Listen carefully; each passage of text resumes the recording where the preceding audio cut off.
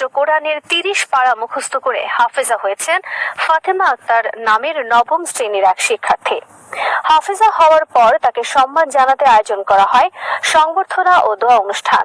পরে মাইক্রোবাস ও মোটরসাইকেল বহরের মাধ্যমে তাকে রাজকীয়ভাবে বাড়িতে পৌঁছে দেওয়া হয়। শনিবার দুপুরে পঞ্চগড় সদর উপজেলার চাকলাহাট এলাকার হাবিবা জান্নাত মদিনাতুল উলুম বালিকা মাদ্রাসায় এই সংবর্ধনা ও দোয়া অনুষ্ঠানের আয়োজন করা হয়। ফাতেমা আক্তার পঞ্চগড় সদর উপজেলার চাকলাহাট ইউনিয়নের বক্সিপাড়া গ্রামের আব্দুল করিমের মেয়ে।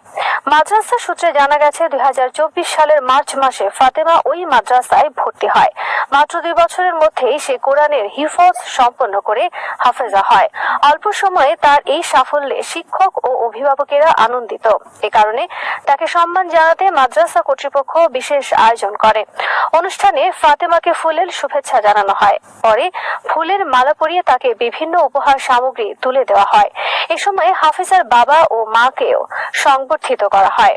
এরপর একটি সুসজ্জিত মাইক্রোবাসে বসিয়ে কয়েকটি মাইক্রোবাস ও মোটরসাইকেল বহরের মাধ্যমে তাকে বাড়িতে পৌঁছে দেওয়া হয়।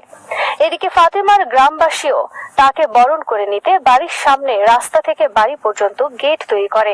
গ্রামের নারীরা ফুলের মালা দিয়ে তাকে বরণ করে নেন। পরে তাদের বাড়িতে আয়োজন করা হয় মিলাদ মাহফিল। এর আগে মাদ্রাসাটিতে কিতাব বিভাগ উদ্বোধন করা হয়।